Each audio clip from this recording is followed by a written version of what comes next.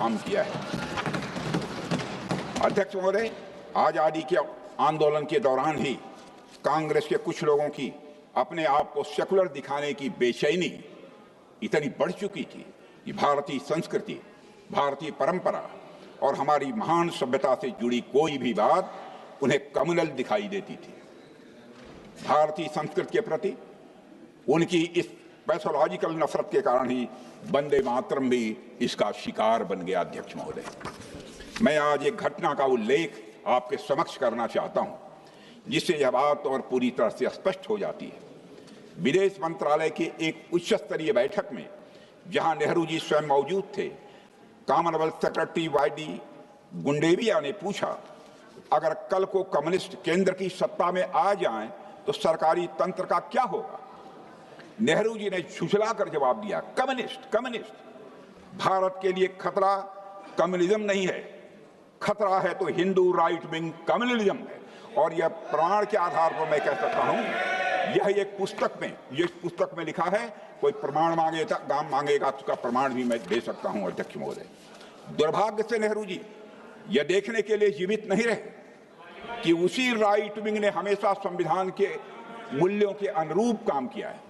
संविधान के मूल्यों की अवहेलना हमने कभी नहीं की है और कम्युनिस्ट विचारधारा से जन्मे लेफ्ट विंग एक्सट्रीमिज्म के कारण न जाने कितनी पीढ़ियां बर्बाद हो गई। अध्यक्ष महोदय, देश के कई हिस्से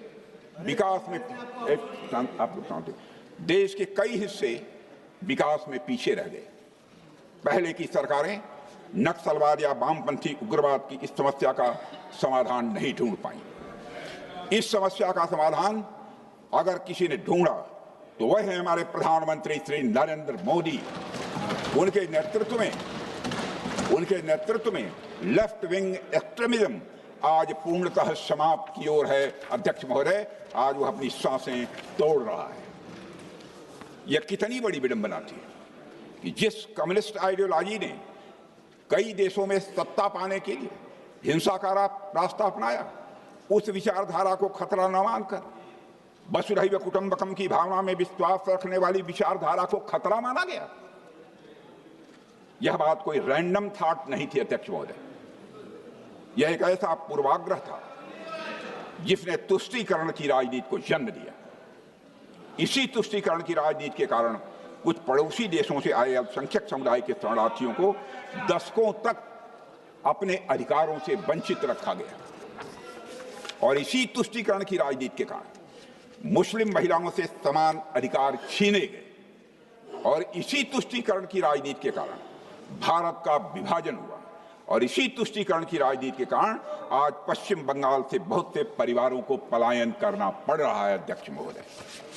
अध्यक्ष महोदय, बंगाल वह भूमि रही है जहां भारत के सबसे बड़े सामाजिक सुधारों और सांस्कृतिक पुनर्जागरण की यह नींव रखी गई, जहां सती प्रथा के खिलाफ आवाज उठाई गई, विधवा पुनर्विवाह को बढ़ावा दिया गया। अध्यक्ष महोदय, बाल विवाह की कुरीत के खिलाफ आवाज उठाई गई। इसी बंगाल की धरती ने भारतीय पुनर्जागरण के जनक राजा राम मोहन राय को जन्म दिया है। अध्यक्ष महोदय, महान समाज सुधारक श्री ईश्वर चंद्र विद्यासागर जी का भी जन्म और कर्मभूमि बंगाल ही रहा है। इसी पवित्र धरती पर जन्मे स्वामी विवेकानंद जी ने 1893 में हुई विश्व धर्म संसद में भारत की सनातन सभ्यता के महान मूल्यों से पूरी दुनिया को अवगत कराया था और इसी धरती पर जन्मे गुरुदेव रविन्द्रनाथ टैगोर ने भारत को पहला नोबेल प्राइज भी दिलवाया था। अध्यक्ष महोदय, बंगाल वह पवित्र भूमि है जहां चैतन्य महाप्रभु, स्वामी परमानंद, संत रामकृष्ण परमहंस और स्वामी विवेकानंद जैसे संतों ने जन्म लिया है। उनकी उपस्थिति ने बंगाल को अध्यात्म, संस्कृति और हमारी सभ्यतागत चेतना का एक उज्जवल केंद्र बना दिया। दुख की बात है कि कभी महान विचारों और क्रांतिकारी परिवर्तनों की जननी रही यह बंगाल की भूमि बाद के समय में तुष्टीकरण की राजनीति का केंद्र बना दी गई अध्यक्ष महोदय। और यह सचमुच विडंबना है कि वही भूमि जहां से राष्ट्रीय एकता का बिगुल बजा था, वहीं से देश की एकता और अखंडता को चुनौती देने वाला नक्सलवादी उग्रवाद भी उसी धरती से पैदा हुआ है। और अध्यक्ष महोदय, यह भी विडंबना है कि जहां से महिलाओं के समान अधिकार के लिए सामाजिक आंदोलन शुरू हुआ था, वही भूमि आज महिलाओं के लिए असुरक्षित हो गई है। और यह विडंबना है कि जहां से भारत के पहले आईसीएस अधिकारी स्वतंत्र नाथ जी टैगोर आए, उसी धरती पर आज युवा बढ़ती बेरोजगारी के कारण हताश हो रहे हैं। अध्यक्ष महोदय, यह विडंबना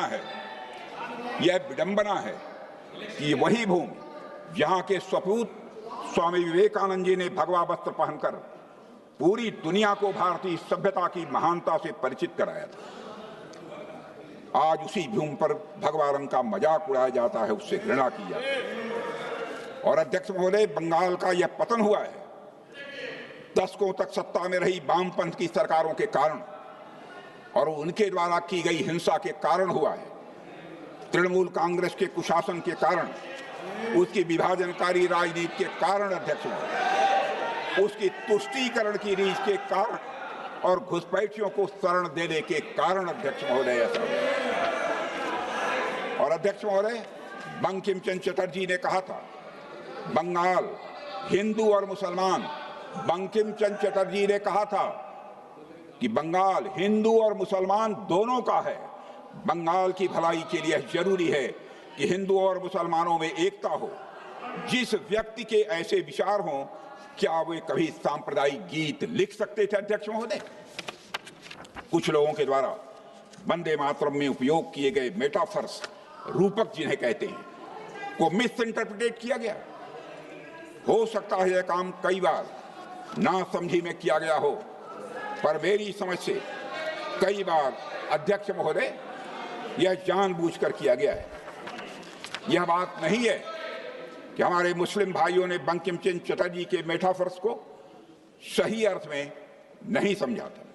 मौलाना रजाउल करीम ने कहा कि वंदे मातरम जैसे निर्दोष और सर्वांग सुंदर गीत को भी सांप्रदायिक कहते हैं, पर जिनके पास उदार दृष्टि है उन्हें वंदे मातरम गीत को समग्र दृष्टि से देखना चाहिए।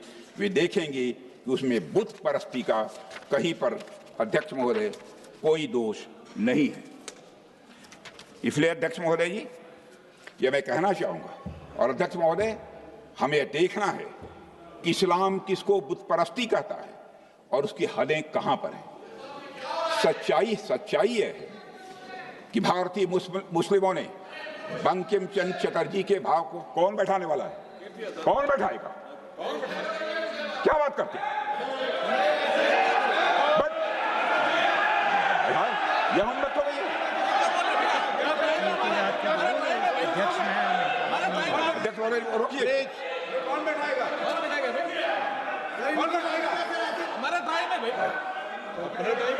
हमारे साथी थे, हमारे साथी। अध्यक्ष महोदय, वंदे मातरम, प्लीज। अध्यक्ष महोदय, सच्चाई है अध्यक्ष महोदय, संसद में कोई चाहे जो बोले, सच बोले, सत्य से थोड़ा परे भी बोले, लेकिन शोर शराबा नहीं मचाना चाहिए।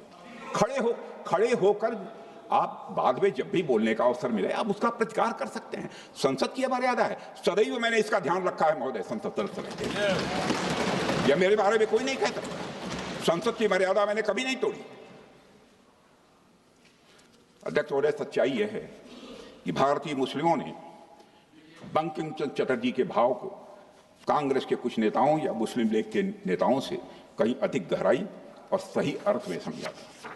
और हमारे यहाँ की सूफी परंपरा में अध्यक्ष महोदय, विशेषकर पंजाब और बंगाल में अक्सर यह भाव देखने को मिलता है। जिस भाव से वंदे मातरम लिखा गया, ख्वाजा गुलाम फरीद ने लिखा है, ए हुस्न ए हकीकी नूरे अजल, ए हुस्न ए हकीकी नूरे अजल, तेनू वाज